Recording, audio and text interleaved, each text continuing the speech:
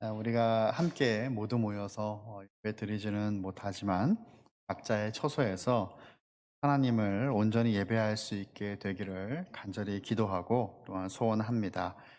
오늘 우리가 드리는 이 예배를 통해서 예수님을 다시 한번 이렇게 만나고 주님께서 원하시는 그 믿음으로 나아갈 수 있는 우리 모든 성도님들이 다 되시기를 간절히 바랍니다. 다시 비대면으로 예배를 드릴 수밖에 없는 이 상황을 맞이하면서 저의 마음이 상당히 어렵고 심란하였습니다. 답답했고요. 안타까웠습니다. 약간의 화도 났던 것 같아요. 이러한 우리의 상황 속에서 우리에게 가장 필요한 메시지가 무엇일까 고민하며 기도하였습니다. 그때 제 마음에 떠오른 단어가 바로 믿음이었어요. 이러한 상황 속에서 우리가 흔들리지 않고 우리가 지켜야 될 것은 믿음입니다. 믿음이 무엇일까요? 히브리서 11장을 보면 믿음에 대해서 잘 정의하고 있어요. 믿음은 바라는 것들의 실상이요 보이지 않는 것들의 증거니. 너무나 많이 알고 계시는 말씀 아닙니까? 믿음은 우리가 언젠가 하나님 나라의 유산을 받을 것을 지금 소유한 것처럼 살아가는 것이에요. 앞으로 다가올 하나님 나라를 바라보면서 그것을 향해서 한 발을 내딛는 것이죠. 그리고 한 발을 내딛고 소망을 갖고 살아가는 것을 믿음이라고 말씀하는 것입니다. 종교개혁자 마틴 루터도 믿음에 대해서 이렇게 말을 하고 있어요. 믿음은 거친 바다라도 헤치고 섬에서 무트로 당신을 데려다 주리라 기대할 수 있는 배와 같은 것이다. 배를 타고 망망대해를 항해할 만큼 확신이 있는 거죠. 그 배에 대한. 예수 그리스도에 대한 믿음은 그런 거예요. 어디에서 살아가든 그분을 믿고 의지하며 따라갈 때에 우리와 함께 하시고 구원을 주신다라고 하는 그 강력한 믿음을 주신다는 것이죠. 그 믿음이 우리 안에 필요한 거예요. 그런데 믿음도 다 같은 믿음이 아니라는 겁니다. 예수님께 칭찬받는 믿음은 따로 있어요. 오늘 본문 1절을 보면요. 예수님께서 모든 말씀을 백성들에게 들려주시기를 마치신 후에 가버나움에 들어가시니라 라고 말씀합니다. 예수님께서 전하신 말씀은 누가복음 6장이 기록된 하나님 나라에 대한 말씀이죠. 누가복음 6장은 마태복음 5장에서 7장까지 기록된 산상수훈의 말씀과 이제 비슷합니다.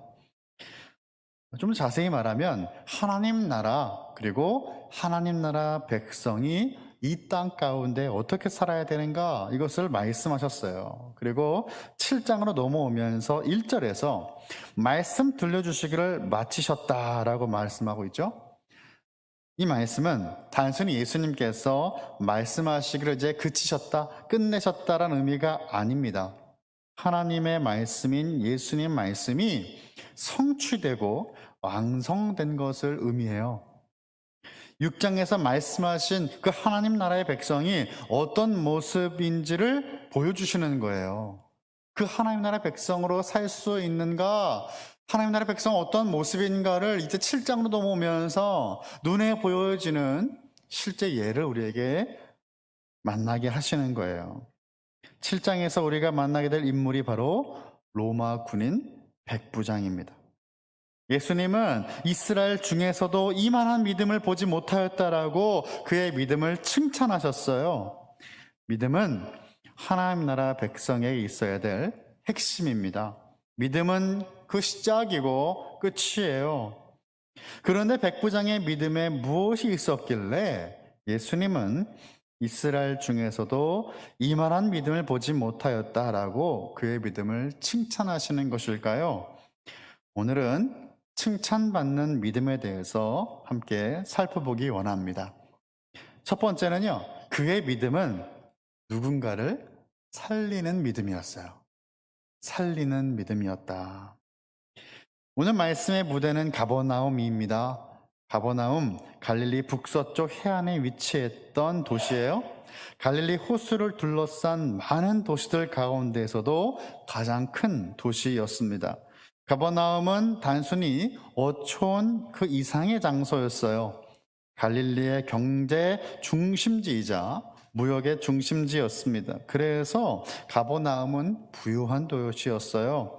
뿐만 아니라 군사적으로도 중요한 장소였기 때문에 로마 군대가 상시 주둔하고 있는 상황입니다. 이러한 대도시 가버나움이 또 중요한 이유가 있는데 예수님께서 사역하신 주 무대가 바로 가버나움이었어요. 예수님께서 왜 가버나움을 선택하셨는지 그 이유를 성경은 설명해 주지 않지만 몇 가지 가능성이 있습니다.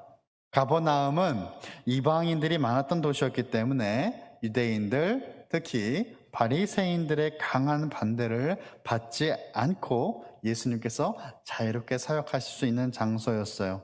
그리고 대도시이니까 예수님의 말씀이 더 많은 사람들에게 빠른 속도로 전해질 수 있는 곳이었습니다. 예수님께서 무리에게 말씀을 전하시고 또 그 사람들은 또 다른 곳으로 이동하고 또 새로운 사람들이 채워지고 새로운 사람들에게, 많은 사람들에게 예수님은 말씀을 전하실 수가 있었어요. 오늘 말씀은 예수님께서 이 가버나움으로 들어가시고 이야기가 시작이 됩니다. 2절과 3절을 보면요, 그곳에서 유대인 장로 몇 사람을 만나게 돼요. 이들에게는요, 특별한 미션이 있었습니다. 어떤 백부장의 사랑하는 종이 병들어 죽게 되었더니 예수의 소문을 듣고 유대인의 장로 몇 사람을 예수께 보내어 오셔서 그 종을 구해 주시기를 청한지라 라고 말씀합니다. 백부장은 자신의 수하에 100명을 거느린 로마 군대의 장교죠. 이 백부장에게 종이 있는데 이 종이 병들어 죽게 된 겁니다. 그 유대 역사가 요세푸스는요, 로마 군인들이 자신들의 군사 훈련에서부터 전투에도 함께 참여하는 많은 노예를 두고 있었다라고 기록하고 있습니다. 그러니까 이 종은 백부장에게는요, 친구와도 같고 동료와도 같고 가족과도 같았던 종이었을 것입니다. 오늘 본문과 같은 내용을 담고 있는 마태복음 8장을 보시면 백부장의 종이 중풍병으로 몹시 고통스러워했다라고 기록하고 있죠. 고통스러워하며 죽어가는 그 종을 살리기 위해서 백부장은 예수님께 도움을 구하고 있는 것입니다. 오늘 본문을 보면 사랑하다라고 하는 말이 2번이 나와요. 2절과 5절에 나오는데 이 두 단어가 헬라어 원어로 보면 서로 다른 단어가 기록됩니다. 우선 2절을 보면요, 사랑하는 종이라고 하는 것에 쓰여진 단어가 바로 엔티모스라는 단어가 쓰였습니다.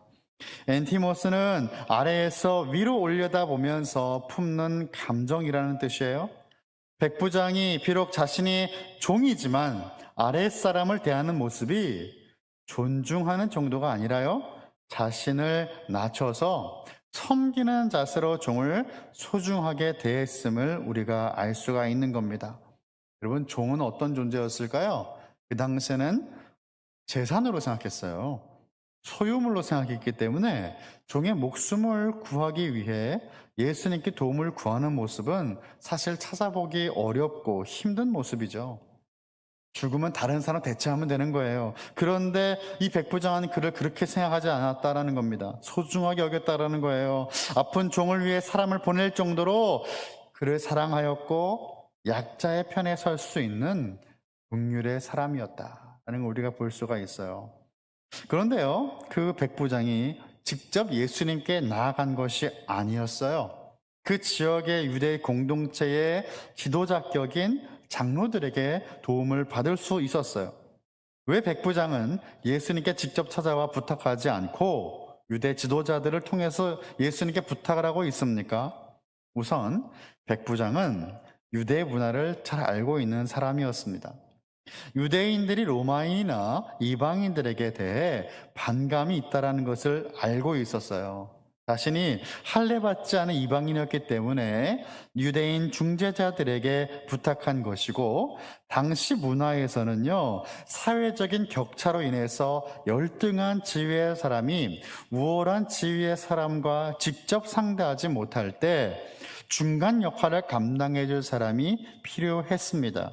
그럼 지금도 그렇지 않습니까? 내가 직접 찾아가기 어려운 분께 메시지를 전할 때 우리는 중간 역할을 하는 비서나 매니저를 통해서 말을 전합니다. 이것은 예의에 어긋난 것이 아니고 오히려 겸손한 모습이죠.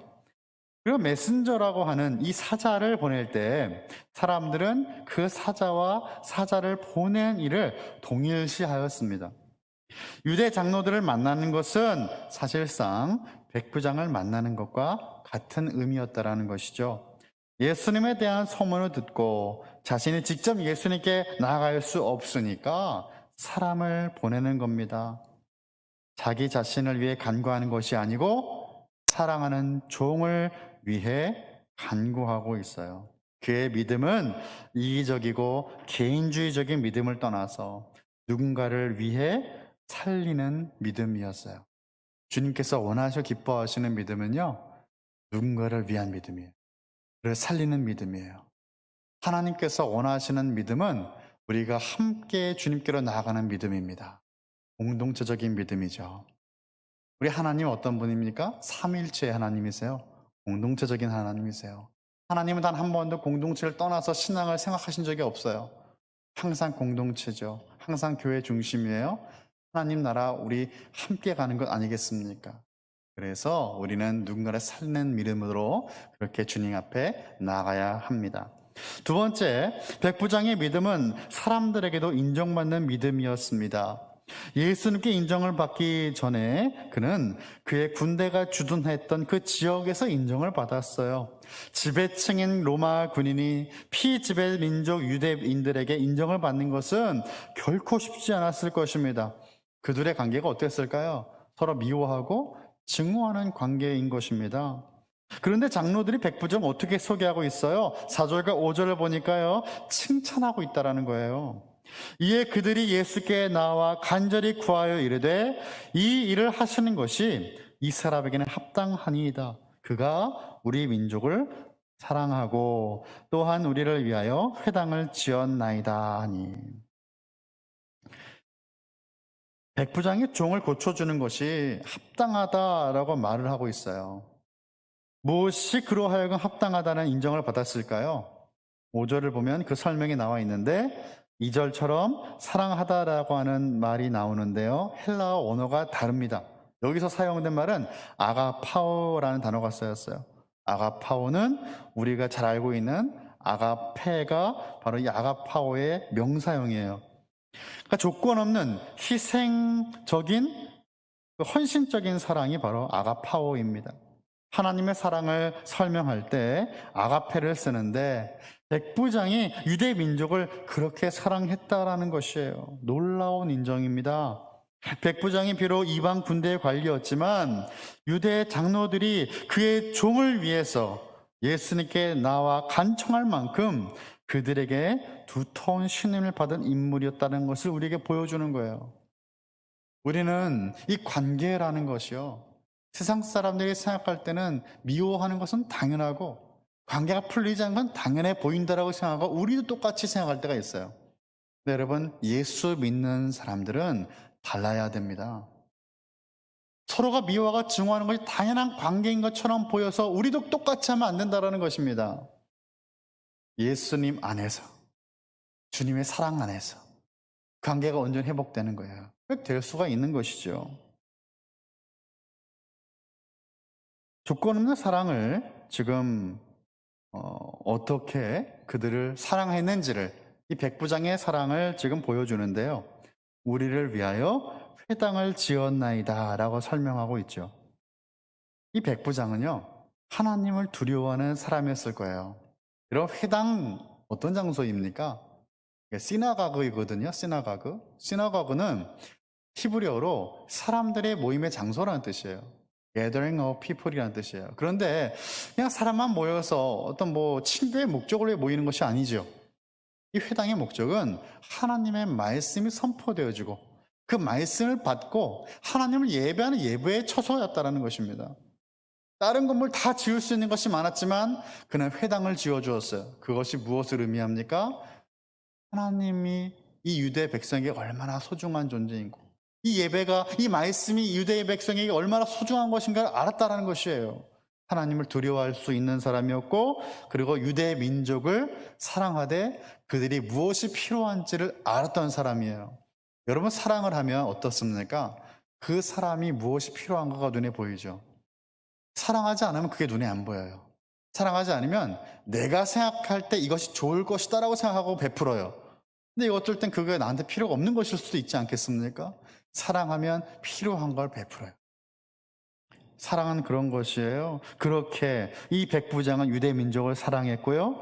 회당까지 지어 주었어요. 물론 백부장이니까 일반 병사보다 봉급이 많았을 것이다 라고 생각할 수 있을 거예요. 그런데 여러분, 백부장은요, 돈을 만지는 사업가나 세리가 아니었습니다. 군인이 자비를 털어서 회당을 지어준 거예요. 자신을 위해서 건물을 지은 것이 아니라 유대인들을 위해 예배의 장소에 회당을 지었다는 것은 경제적으로, 물질적으로도 큰 희생이었을 것입니다. 물질이 있는 것에 마음이 있다고 하셨잖아요. 사랑하면 그러면 돈도 아깝지 않죠. 돈을 사용할 수 있고 흘려보내게 되어 있는 거예요. 가버나움 회당을 지어준 일은 백부장이 피지배 민족인 유대인들을 얼마나 깊이 이해하고 사랑했는지를 보여주는 것입니다. 물론 누군가에게 인정을 받는 것이 절대적으로 필요하다는 것은 아닙니다. 하나님께 인정받는 것이 가장 중요하죠. 하지만 신앙생활은 혼자 하는 것이 아니잖아요. 말씀드린 것처럼 우리는 함께 공동체적인 삶을 살아갑니다. 함께 공동체 내에서 신앙생활을 합니다. 그래서 인정을 받는다라는 것은 공동체 안에서 함께 지어져 가고 세워져 감에 있어서 너무나 중요한 의미를 갖고 있는 것이에요. 하나님께서 허락하신 공동체 구성원들이 서로가 서로에게 믿을 만한 사람이 되어준다라는 것이에요. 이 사람이라면 할 수 있다. 이 사람과 함께라면 할 수 있고 이 사람이란 믿고 맡길 수 있다라고 하는 인정은 결국 내 안에 역사하시는 하나님을 내가 신뢰하는 것이죠. 내 안에서뿐만 아니라 우리 모두의 삶에서 역사하신 하나님을 함께 바라보는 거예요. 여러분, 교회 안에서만 그렇습니까? 예수님을 알지 못하는 이들에게도 믿음의 공동체는 인정을 받고 칭찬받을 수 있습니다. 우리 칼빈교회 성도들이라면 믿을 수 있다라고 인정을 우리 주민들에게 받아야 되는 거예요. 칼빈교회 장로님, 권사님, 집사님이라면 교회 안에서만이 아니라 세상에서도 믿음의 본이 되어서 인정과 칭찬을 받으셔야 되는 거예요. 장기려 박사님, 많이 알고 계신 분일 줄 믿습니다. 교계 안에서나 밖에서나 많은 존경과 칭찬을 받는 분이었어요. 고신대학교 의과대학과 병원의 모체인 부산 복음병원을 세우신 분이죠. 65년 동안 인수를 베푸셨어요. 이 장 박사님이 보이신 모습은 뛰어난 의술뿐만이 아니었고 말씀을 그의 삶에서 실천하는 그의 삶이었어요. 수술비가 없는 환자를 위해서 자신의 돈으로 수술을 해주고 그것도 감당할 수 없게 되면요, 밤에 몰래 환자를 탈출시키기도 했다고 합니다. 평생 박사님은 자신의 집 한 채 없이 병원 옥상 사택에서 사셨어요. 모든 사람들에게 존경과 사랑을 받으신 분이에요. 누가 이분을 욕하겠습니까? 교회를 다니든 안 다니든 이분을 통해 나타나시는 그 예수 그리스도의 사랑과 그 희생, 그 모습을 존경하지 않을 사람이 누가 있겠습니까? 성경에서는 또 어떤 인물이 있죠? 요셉을 우리는 기억합니다. 형들에게 팔려서 애굽의 종이 되었어요. 그런데 그는 어디에 가든 인정을 받아요. 보디발의 집에 가서 종으로 살 때 보디발은 그의 아내를 금한 것 빼고 요셉에게 모든 것을 맡겼습니다. 보디발도 하나님께서 요셉과 함께 하심을 보았던 것입니다. 하나님께서 요셉을 범사 형통하게 하심을 보았습니다. 그 사람을 인정한다는 것은 그 사람 안에 계시는 그리스도로 인정하는 것이죠. 그래서 인정을 받는 믿음은 중요하다는 거예요. 요셉은요, 억울한 누명을 쓰고 감옥에도 가잖아요. 그 감옥에서 어떻습니까? 요셉은 감옥에서도 인정을 받습니다. 감옥의 간수장은 요셉에게 모든 옥중죄수를 맡기고요, 재반 사무를 그가 처리하게 하였어요. 왜입니까? 말씀 보니까 하나님께서 그와 함께 하시고 형통하게 하셨다라고 말씀하기 때문이에요. 간수장이 요셉의 손에 맡긴 것은요, 무엇이든지 다시 살펴보지 않았다라고 말씀하고 있어요. 성경이 얼마나 정확한지 몰라요. 그럼 믿으면 그냥 믿고 맡길 수 있는 거예요. 그것은 정말 그냥 믿는 거예요. 이 사람이 잘했나 안 했나 확인하지 않아요. 맡길 수 있기 때문에, 신뢰할 수 있기 때문이죠. 인정을 받는 것입니다. 하나님을 모르는 이방 땅에서 하나님을 믿는 요셉이 인정받는 것은 요셉이 믿는 하나님이 영광을 받으시는 모습이에요. 먼저는 하나님 앞에서 인정받는 믿음이어야 되고, 하나님께서 허락하신 관계 안에서 우리의 믿음이 인정받기를 간절히 소원합니다. 그래서 우리 이웃에게도 인정을 받아야 되는 것인데요. 디모데전서 3장 7절을 보면 이렇게 말씀하고 있어요. 또한 외인에게서도 선한 증거를 얻은 자라야 할지니 비방과 마귀의 올무에 빠질까 염려하라. 아멘. 사도 바울은 감독의 직분을 얻을 만한 조건 가운데에서 예수님을 믿지 않는 이들에게서도 인정을 받는 것을 말씀하세요.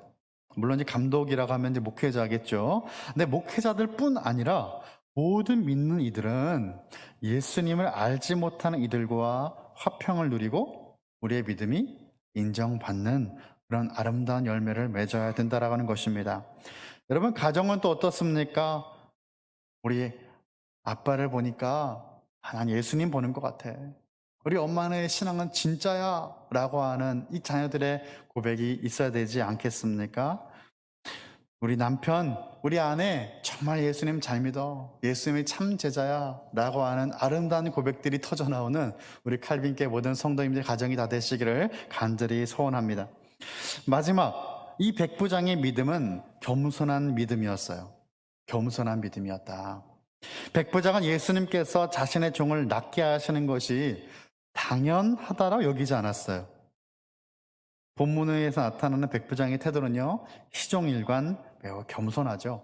그가 어떤 사람이라고 했어요? 그 유대인들을 사랑했다고 했잖아요. 회당도 지어줬잖아요.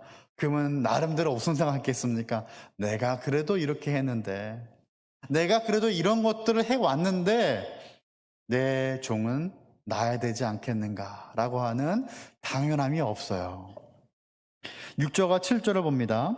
예수께서 함께 가실새 이에 그 집이 멀지 아니하여 백부장이 벗들을 보내어 이르되 주여 수고하시지 마옵소서. 내 집에 들어오심을 나는 감당하지 못하겠나이다.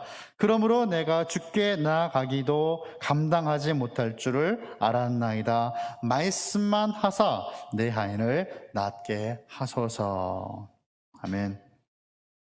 예수님께서 이 백부장의 집 근처까지 가셨어요. 그런데 백부장은 또 예수님께 친구를 보냅니다.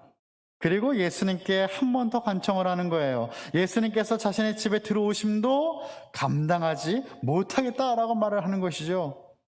처음에 예수님께 백부장의 종을 부탁한 유대인들의 그 장로들은요, 예수님께서 백부장의 그 종을 고쳐주는 것이 이 사람에게 합당하다라고 하였잖아요. 하지만 백부장은 친구들을 예수님께 보내셔서요, 말씀만으로 종을 낫게 해주실 것을 간청해요.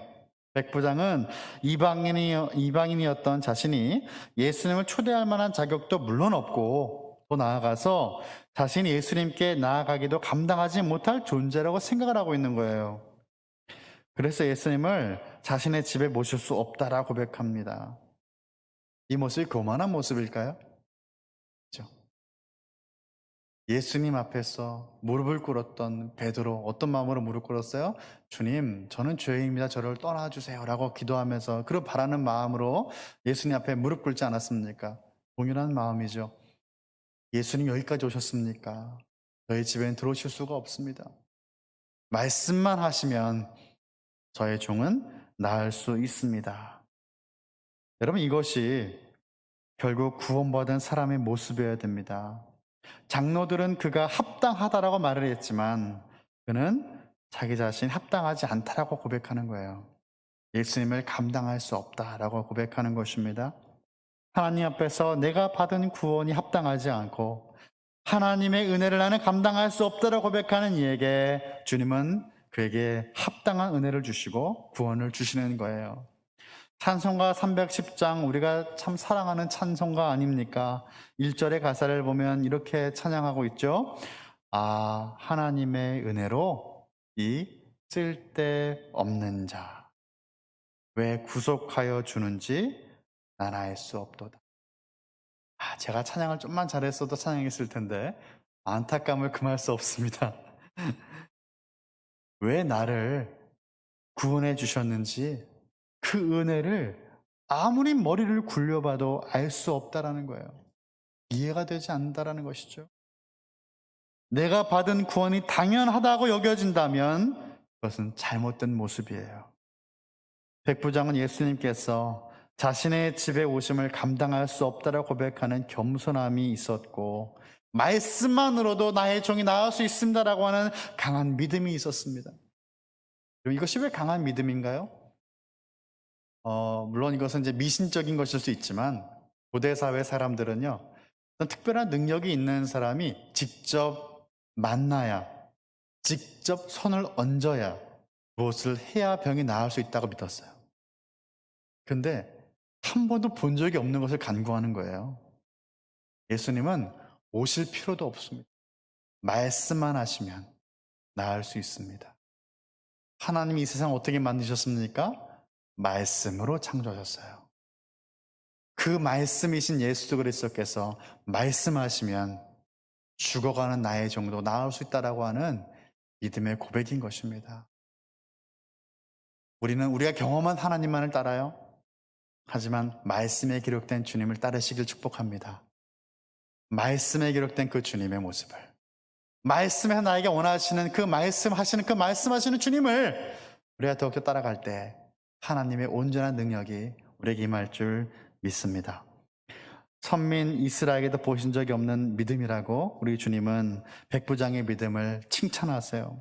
놀라셨어요. 성경에서 예수님 이처럼 이방인의 믿음에 놀라워하시는 모습은 처음이에요. 9절입니다. 예수께서 들으시고 그를 놀랍게 여겨 돌이키사 따르는 무리에게 이르시되 내가 너에게 이르노니 이스라엘 중에서도 이만한 믿음은 만나보지 못하였노라 하시더라. 아멘. 우리 신앙생활을 하면서 주님의 마음을 이렇게 감동케 하는 사람 되어야 되지 않으시겠습니까? 우리 주님이 놀랍게 여기는 모습들이 종종 있긴 해요. 근데 믿음 없음을 보고 놀라워하세요. 근데 믿음을 보고 놀라워하신 것은 본문이죠. 오늘 처음이에요. 우리 주님께서 우리의 믿음을 보시고 어떻게 생각을 하실까요? 놀라워하시는데 믿지 못할 보고 놀라워하시는 것이 아니라 이러한 믿음을, 이만한 믿음을 본 적이 없다고 말씀하시며 놀라워하시는, 놀랍게 여기는 저와 여러분 되기를 간절히 바랍니다. 수없이 말씀하시고 이적을 보이셨음에도 이스라엘 중에 이만한 믿음을 만난 적이 없다라고 말씀하시는 거예요. 주님은 오늘도 우리가 이룬 업적 성취에 놀라지 않으세요. 얼마나 많은 것을 했는지가 중요한 것이 아니죠. 입술에만 맴도는 찬양에 감동하지 않으세요. 우리의 마음의 중심을 아시는 분이잖아요. 하지만 겸손하게 주님을 높이고 온전히 그분을 믿고 따르는 겸손한 믿음에는 놀라워하십니다. 그리고 그 믿음대로 우리는 열매를 얻게 될 것입니다. 말씀을 맺겠습니다. 백부장의 믿음은 살리는 믿음, 인정받는 믿음, 겸손한 믿음이었어요. 그는 사람에게 긍휼을 베풀고 주님께는 겸손한 순종을 드리는 믿음의 사람이었습니다. 하나님 나라 백성의 모습도 이러해야 됩니다. 누가복음 6장 45절에서 예수님은 선한 사람은 마음에 쌓은 선에서 선을 내고 악한 자는 그 쌓은 악에서 악을 낸다라고 말씀하셨어요. 6장에 그 말씀이 지금 눈으로 보여지는 게 7장이라고 말씀드렸잖아요. 마음에 가득한 것을 입으로 말한다라는 거예요. 그 삶에서 나타난다라는 것이에요. 백부장의 이 믿음의 고백과 모습은 한순간만 있는 것이 아니라 모든 삶에서 그의 삶에 꽉 차 있었던 믿음이 나타난 것입니다. 또한 누가복음 6장 47절을 보면 예수님께 나와 예수님의 말씀을 듣고 행하는 자를 예수님 말씀하세요. 믿음은 듣고 행하는 것이에요. 그것이 바로 우리의 참된 믿음을 보여줍니다. 믿음은 순종의 열매를 동반합니다.